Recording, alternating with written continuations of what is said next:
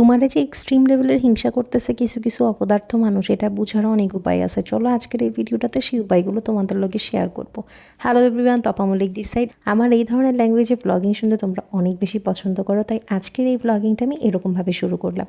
সেদিন ছিল আমাদের একটা কলকাতাতে সেমিনার, আর তার জন্য 1 থেকে 2 দিন আমার একটা ফ্রেন্ডের বাড়িতে আমাকে থাকতে হয়েছিল, একটা ফ্ল্যাট রাদার। ও প্রায় ফ্ল্যাট চেঞ্জ করে, মানে কখনো এখানে থাকে তো কখনো এখানে থাকে, যেহেতু ওর কাজটা এরকম যে ওকে ঘুরে ঘুরে থাকতে হয়। তো আমরা চলে গেছিলাম ওর ফ্ল্যাটে সেদিন 1 থেকে 2 দিনের জন্য থাকবো বলে, মানে আমরা সবাই মিলে প্ল্যান করেই গেছিলাম। জাস্ট ওর বাড়িতেই ছিলাম, খাওয়া দাওয়া সমস্ত কিছু আমরা আমাদের টাকা দিয়ে দিয়েছিলাম। দেখো, ক্যামেরা ফ্রেন্ডলি যারা হয় না, আমি তাদেরকে খুব একটা ক্যামেরার মধ্যে আনি না। আর যেহেতু সে যেই ফ্রেন্ডের বাড়িতে গেছিলাম মানে ফ্ল্যাটে, সে কিন্তু কম বেশি ক্যামেরা ফ্রেন্ডলি, বাট সে যেহেতু এতটাই বেশি ফ্রাস্ট্রেটেড ছিল সেদিনকে, এতটা বেশি এক্সস্টেড ছিল, সে কখনোই চাইছিল না ক্যামেরার সামনে আসবে। তো এইটা হচ্ছে নিউটনের একটা ফ্ল্যাট। আমি তোমাদেরকে এই ফ্ল্যাটের কিছু বিশেষত্ব বলি। প্রথমে গিয়ে আমি যেটা দেখছি, এদের বাথরুমে কোনো দরজা নাই, পর্দা একখানা আছে। এই ফ্ল্যাটে নাকি ও একা থাকে লাস্ট 6 মাস ধরে। আচ্ছা ঠিক আছে, চলো কোনো রকমে ঢুকছি। ঢুকে তো আমি বাত দেখে পাগলের মতো হয়ে গেছি যে আমি ওখানে স্নান করব। গিয়ে তো অশিক্ষিতর মতো লাগতেছিল নিজেরে, কারণ আমি মোটামুটি জল টল না ছাইডার চুবে পড়তেছিলাম সেখানে। তারপর দেখি দরজা মরজা নাই। আমি তারপর আমার ফ্রেন্ডকে জিজ্ঞেস করলাম, তুই এখানে স্নানটা করিস কী করে ভাই, যে কদিন আছিস? তখন বললো উপর থেকে নাকি একটা দড়ি টানলে পর্দা নামে, ওই পর্দাতেও স্নান করে। দেখে লাগছে না পুরো হোটেল এটা, কিন্তু বিশ্বাস করো পুরো হোটেল না। ও অ্যাকচুয়ালি যেহেতু থাকেই না বাড়িটাতে, এরকম করে এরকম সুন্দর পরিষ্কার থাকে। আর সর্বোপরি এই কিচেন রুমটাতে দেখি গ্যাসের চুলা নাই। আমার তো প্রথমেই দেখে বলতেছে, ভাই তুই কত টাকা কারেন্ট বিল দেস? ও বলে কি, আমি তো অনলাইনেই ম্যাক্সিমাম অর্ডার করে খাই। যাই হোক, ও আবার স্টেটের বাইরেও মাঝে মাঝে কিছু দিনের জন্য চলে যায়। ওর ফ্ল্যাটের সবথেকে সুন্দর জিনিস আমার যেটা লেগেছে সেটা হলো লাইটিংটা এত সুন্দরভাবে রিফ্লেক্ট হচ্ছে। আর সবথেকে জঘন্য লেগেছে এই মিররটা, কি নোংরাও, কি পরিষ্কার করে না কিনা ভগবান জানে। আর এটা কিন্তু বাথরুম থেকে আমি ভিডিওটা করছি, দেখো ওপেন বাথরুম যাকে বলে। উপর থেকে পর্দাটা নাকি ওপরে ওঠানো, তাই এটা এখন নামানো যাবে না। আর আমি বারবার আয়নাটার সামনে গিয়ে একটা ভিডিও নিচ্ছিলাম যে ভালো করে আসে কিনা। আর এটা হচ্ছে সেই ঐতিহাসিক বাথটাব যেটাতে আমি স্নান করেছি আজকে প্রথমবারের, মানে সেদিনকে প্রথমবারের মতো জীবনে। আমি আগে কোনো দিনও বাথটাবে স্নান করিনি। তো এই টাওয়েলটাও খুব সুন্দর, ও পরে ন্যাচারালি এই টাওয়েলটা। আর এই মাথায় যে টাওয়েলটা সেটা আমারই টাওয়েল, আমি নিয়ে গেছিলাম। অ্যান্ড পেছনে গিটারটা কিন্তু বাজাই টাজাই না, ওকে অত বড় সঙ্গীত শিল্পী ভেবো না। ও হচ্ছে নর্মালি ওটা একটা শো।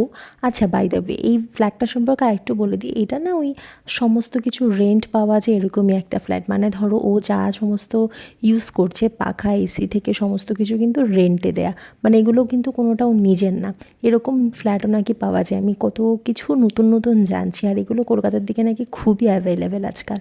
বেশ ভালো, দেখো তোমার যেটা যেটা লাগবে তুমি সেটা সেটা রেন্টে নিয়ে নিতে পারবে। তো আগের দিনের পোলাও বেঁচেছিল, রোস্ট বেঁচেছিল, তো আমি ভাবলাম যে সকলের জন্য যেহেতু খাওয়ার দায়িত্বটা আমার ভাগেই পড়েছে, তো পোলাও রোস্টটাই নিয়ে যাই। আমি একটু আগের দিন বেশি করেই বানিয়ে রেখেছিলাম ভাইদের বন্ধুরা যেদিন এসছে সেদিনকে। তো পোলাও রোস্টটা খাচ্ছিলাম, আর বাসি পোলাও রোস্ট খেতে তো অনেকটা বেশি মজাদার, এত টেস্ট লাগছিল। আর এই স্যালাড আমি একদমই পছন্দ করি না। আমার কুচু কুচু যে স্যালাডটা সরিষার তেল দিয়ে, মানে সর্ষের তেল দিয়ে যে মাখা স্যালাডটা, ওটাই আমার বেশি পছন্দ। বাট ওটা তো আর ওখানে বানানো পসিবল না। তো বিকেলবেলা একটু ঘুমটুম দিয়ে উঠলাম এবং খুব ফ্রেশ লাগছিল নিজেকে দেখতে, কারণ এই ঘুমটা অনেকটা বেশি দরকার ছিল। সকাল থেকে প্রচণ্ড বেশি টায়ার্ড লাগতেছিল।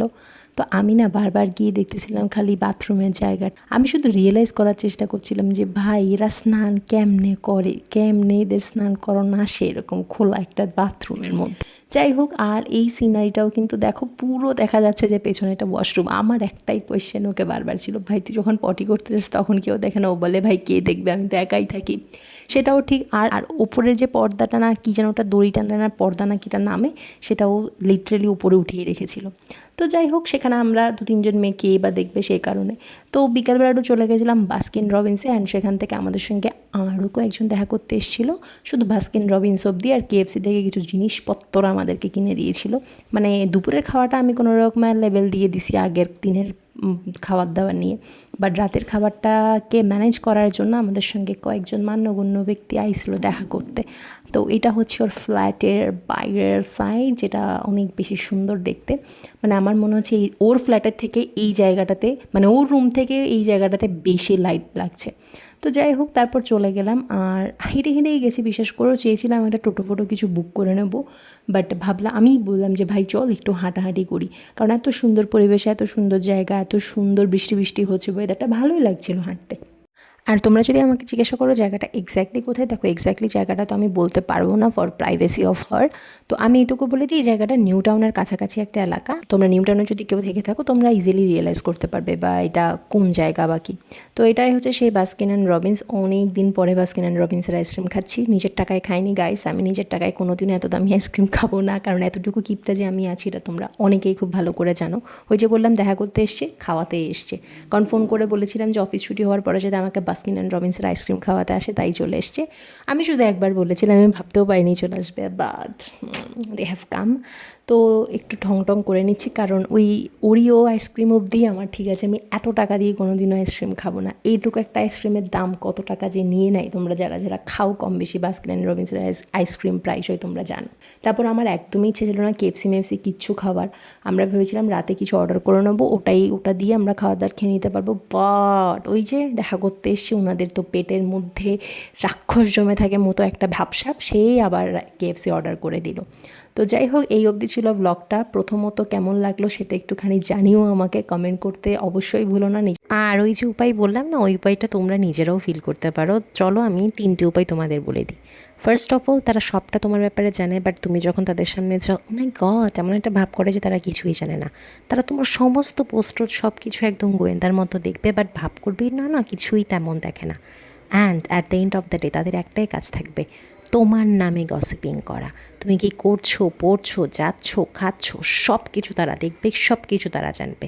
চলো, এই ফ্রাইড রাইসটা দিয়ে রাতে ডিনারটা কমপ্লিট করলাম, এবং সকালবেলা উঠে ওই বাসি ফ্রাইড চিকেন মানে কেএফসি চিকেন দিয়ে দিনটাকে শেষ করলাম।